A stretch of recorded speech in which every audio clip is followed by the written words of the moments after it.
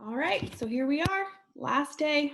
I thought I'd bust out some of my gear, so I think I'll go with that. All right, here we go. Okay, let me go ahead and share my screen with you. And share. Okay, so we got 3 pages left, and that's it for Algebra 2. All right, is it not working? Well, let's try it again. Let's share it again. Here we go. Come on, it's the last time. We got this. Yes, I can see it. There it is. Okay. All right, so you got your packet in front of you. We are going to continue with chapter 9. We're still doing arithmetic and geometric sequences. So here we go. We need to find the first 5 terms in each arithmetic sequence. So to find the first 5 terms, to find the first term, you just plug in 1 for n, then you plug in 2, 3, 4. Or if you see a pattern, then you can go ahead and do that too. So to find the first term, we'll plug in 1. And so 3 times 1 is 3, plus 2 is 5. Okay. Then to find the second term, you're going to plug in 2. 2 times 3 is 6, plus 2 is 7. And then you notice that there's a pattern here. You're just adding 2 each time. So the next one's going to be 9, and then 11, and then 13. If you didn't trust that, you could plug in n equals 3, n equals 4, n equals 5. All right, so determine whether each sequence is arithmetic, geometric, or neither, and then find the 9th term. So for this one, it looks like we are multiplying by 4 each time to get to the next term. And so this would be geometric, okay?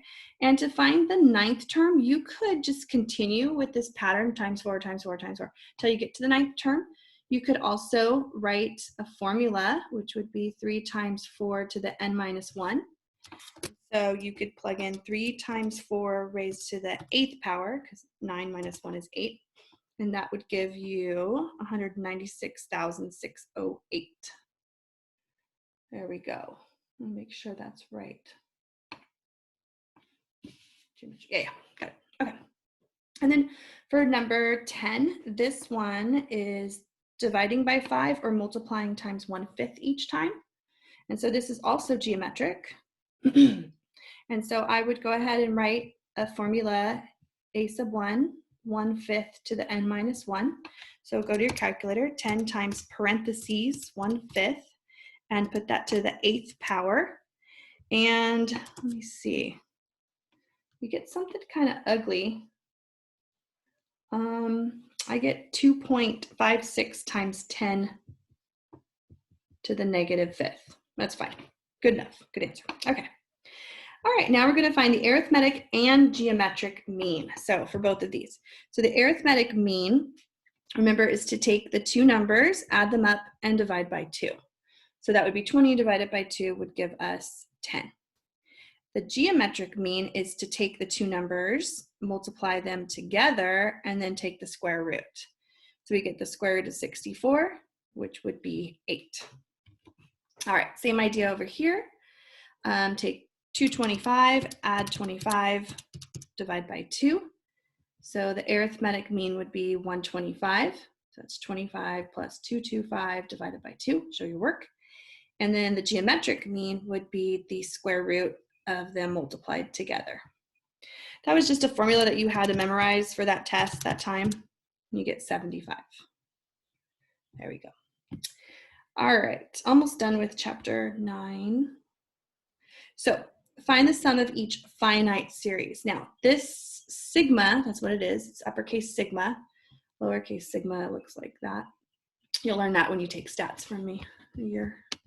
All right, so sigma means to add. It means to sum it up. So this one would be to plug in 1 and you get 0. Then plug in 2 and you get 1. Plug in 3, you get 4. Plug in 4.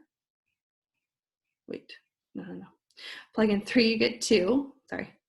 So that's 1, 2, 3. Plug in 4, you get 3. And then plug in 5, you get 4. And then you just add those up. So you get 10. There you go. Yeah. That one you don't need a formula for. You can just add them up. It's pretty basic. So this one, evaluate each infinite geometric series. Now there was a formula for the sum of infinite geometric series, and that formula was given to you. It's a sub 1 over 1 minus r. So we're going to take a sub 1, which is 12, divided by 1 minus r. And r in this case is 1/2. So multiplying by 1/2 each time. So we're going to do 12 divided by 1 minus 1/2. You can put it in your calculator that way. Make sure you do put parentheses if you're going to do that, and you should get 24. Sorry, got hair. All right, and then finally this one, looks like we're multiplying by -1/5 each time, I believe. Okay, so the sum of the infinite series here would be 15 divided by 1 minus -1/5. And you can put that in your calculator like that. So I would go 1/5 divided by parentheses 1 minus -1/5 should give you 12.5. There you go. Okay. For these, we need to determine whether it's arithmetic or geometric and then evaluate the finite series. It's a finite number of terms here. So here we go. Number 28. So this one, it looks like, what are we doing? We're adding 4. So this is arithmetic. Now, the sum for an arithmetic finite terms is n divided by 2, a sub 1 plus a sub n. Now, let's talk about what each of these things is. N here is the number of terms that we're adding. They tell us that n is 10. A sub 1 is the first term that we're adding up in this series, which is 5. And then a sub n is the 10th term, the 10th term, the last term in this finite series, which we don't know. So we need to find out that last term. And the way that you do that is you're going to use the formula for explicit and find out what the 10th term is. So the explicit formula, remember which one I liked? I liked a sub 0 plus dn. Some of you like the other one a little bit better. But if a sub 0 is 4 before, 4 subtracted from 5, that would be 1. So the formula for this is 1 plus 4n, because the common difference is 4 each time. And if I wanted to find the 10th term, I would do 1 plus 40 times 10. So the 10th term would be 41. 4 times 10 is 40, plus 1, 41. Now I have everything I need to plug in. So the sum of the first 10 terms is 10 divided by 2, first term plus the last term. And that should give us, let's see, 5 times 46 gives us 230. Yep. Just want to make sure that's right. 230. All right, and then 29, this one, it is multiplying by 2 each time. So this is geometric.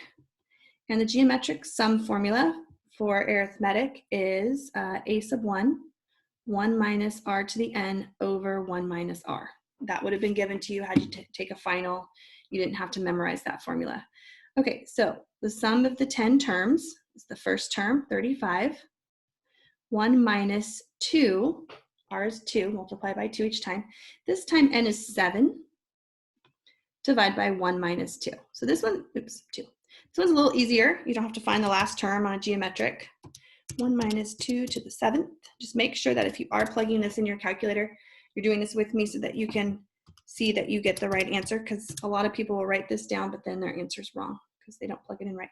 You should get 4445. All right. Now, this kind of goes back to chapter 8. So this is like kind of a review packet, so we can practice this one. This one's good. Number 2, what is the simplest form? Okay, to find the simplest form here, you would need to factor. So let's go ahead and factor. Kind of running out of room here. What times what's 15 adds up to 8 would be 3 and 5. And negative 12 adds up to negative 1 would be a negative 4 and a 3. So x plus 3 will reduce, and you're left with x plus 5 over x minus 4, and the answer would be G right there. All right, and this one is a composition of functions, g of f of negative 8. So plug in negative 8 into function f first. f of negative 8 gives us negative 32. And then take negative 32 and plug that into g. When you're going to do this in your calculator, you need to put parentheses around the negative 32 so that you square the negative with it. Negative 32 squared, and that gives us 2048. And that's not an answer. Oh, I didn't see the plus 1 there. Dang it. This is actually negative 31.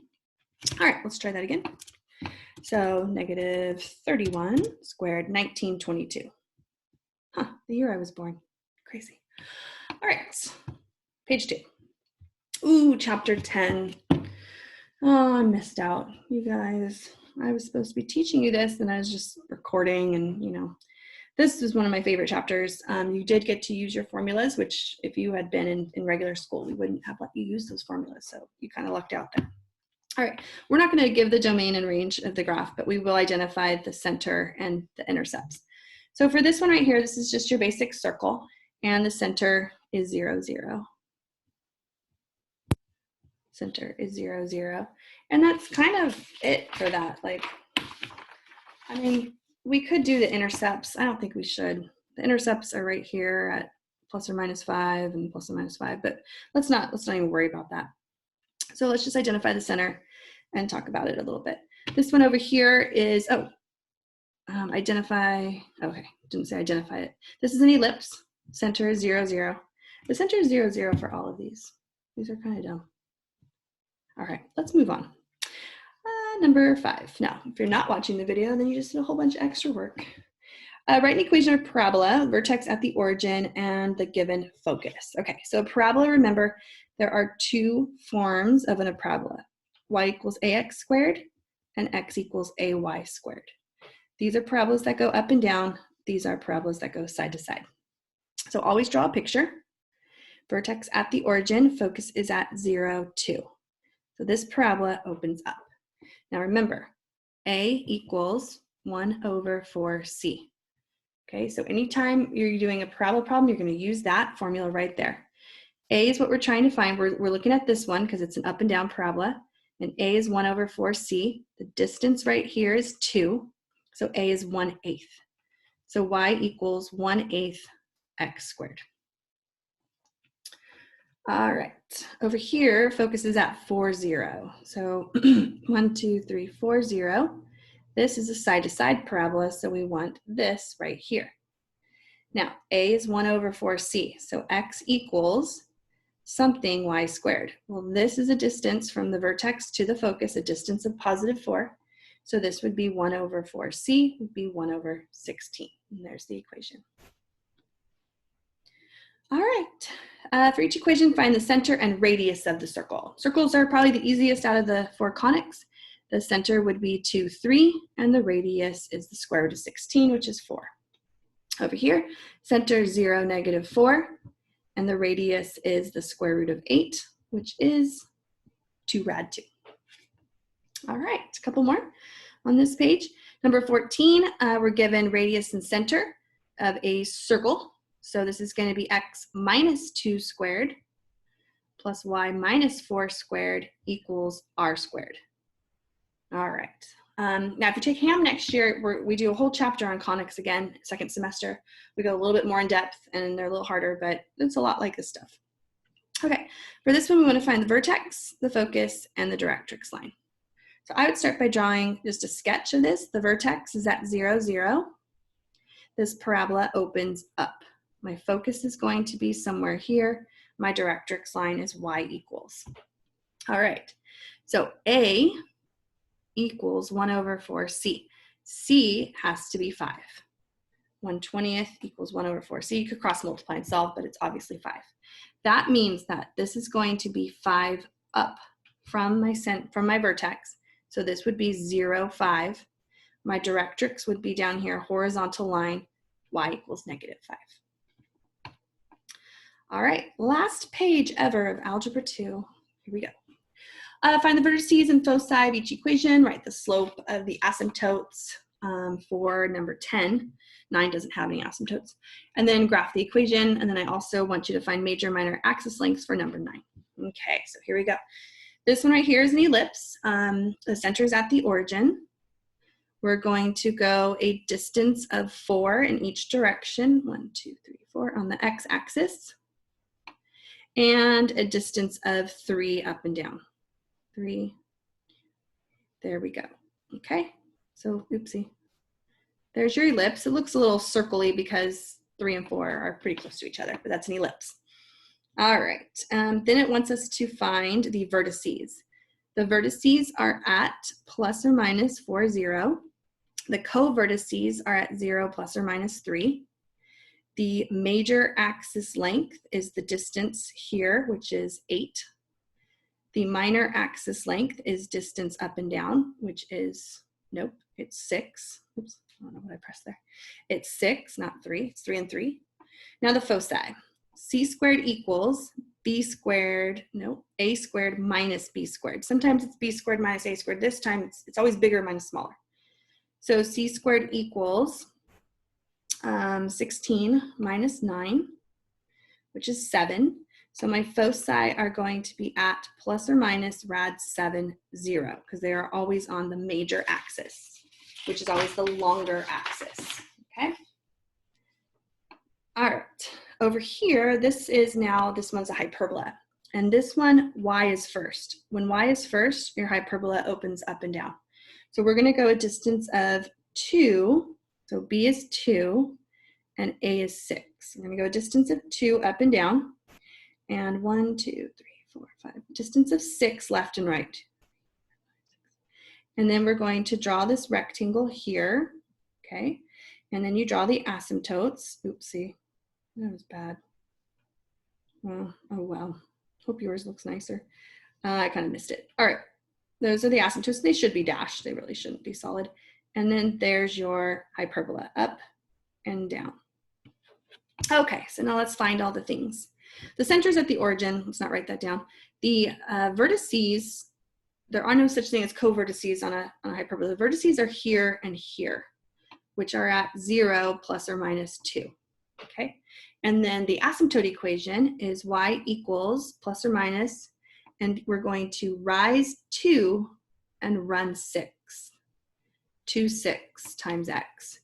And we can go ahead and simplify that. Y equals plus or minus 1/3 x. Oh, foci. Almost forgot foci. Foci are going to be in here somewhere up and down. And for foci, c squared equals a squared plus b squared. So c squared equals 40.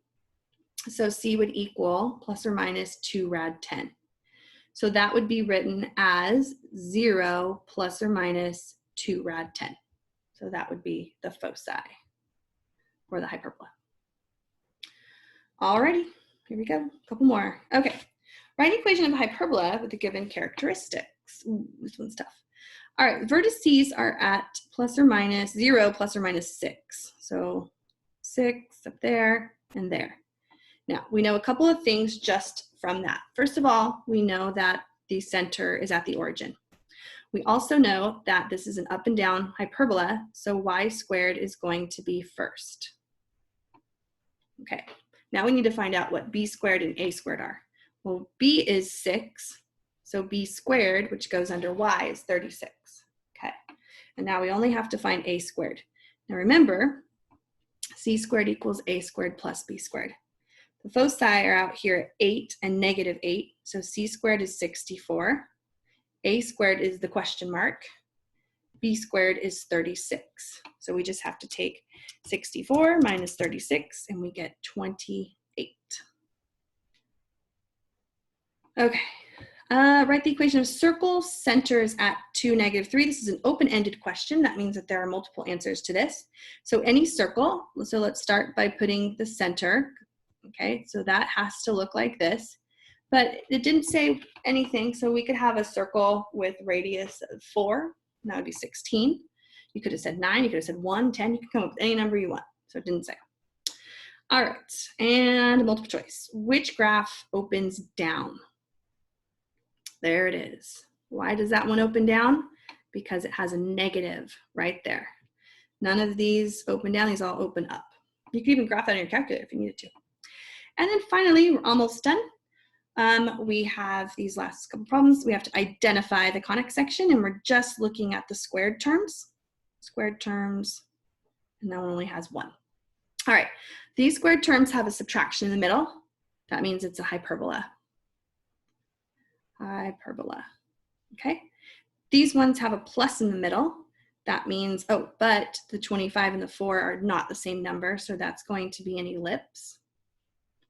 These ones have a plus, and their coefficients are the same, which makes it a circle. And this one right here is a parabola. Parabola, that says parabola. All right, thanks. Thanks for taking Algebra 2. I will see some of you next year in Ham, and good luck to you. I love you, and have a great summer. All right. Bye.